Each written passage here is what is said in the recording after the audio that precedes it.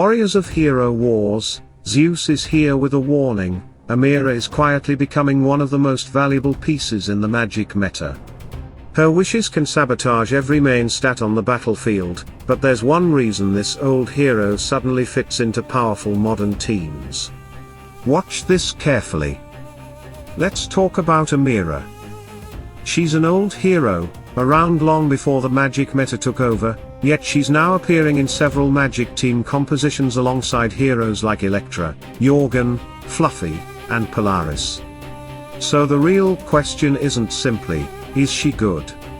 It's why is a hero this old still worth a slot? The answer comes down to one idea: Amira grants the enemy a wish. And every wish is a trap. Here's how it works, skill by skill. Desperate Fury, her green skill, targets enemies whose main stat is agility, meaning your classic crit carries. She grants them a wish that increases their critical hit chance. And then makes every single one of those crits miss. For 7 seconds, the harder they try to crit you, the more they whiff. The catch is that it only activates if the target already has some critical hit chance. Art of Deceit, her blue skill, targets intelligence enemies, mages, magic supports, and the core of most teams right now. On paper, it's a gift, increasing the healing they receive by 10%. In reality, it damages them and reduces their magic attack throughout the effect, with that reduction lasting another 7 seconds after the wish ends. So while they think they're getting stronger healing, Amira is quietly cutting their damage. Illusory Alliance, her violet skill, targets strength enemies, tanks, bruisers, and buff stacking frontliners. It gives them a superior ally and forces them to transfer all their buffs onto it. The catch: that ally is an illusion. It doesn't move, attack, or take damage. It simply stands there holding every buff that Strength Hero was supposed to use, making those buffs completely useless for around 10.5 seconds. Careless Wish, the ultimate. Amira wraps every enemy in a whirlwind of cursed gold. But here's the important part: the damage an enemy deals weakens their own storm. After 7 seconds, the whirlwind detonates with whatever power remains.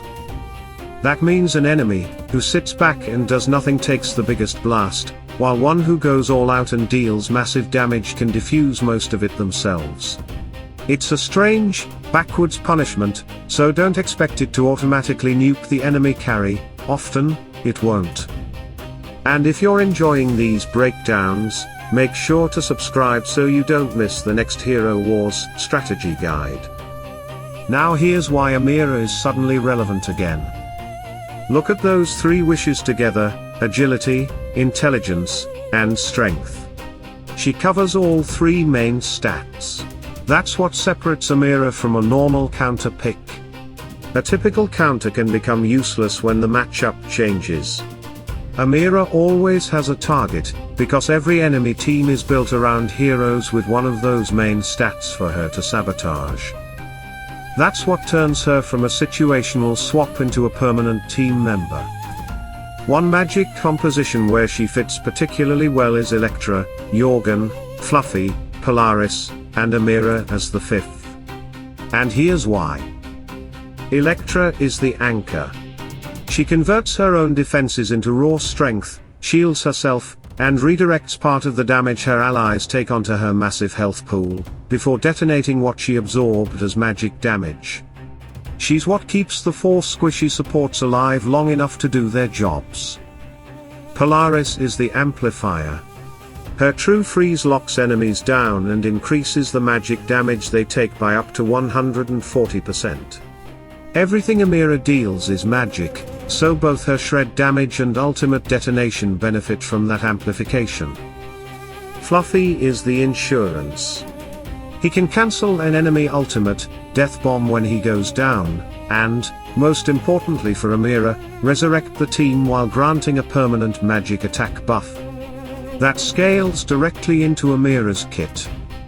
Jorgen controls the enemy's energy, delaying their key abilities or preventing them from landing at the moment they need them. And then there's Amira, the fifth piece.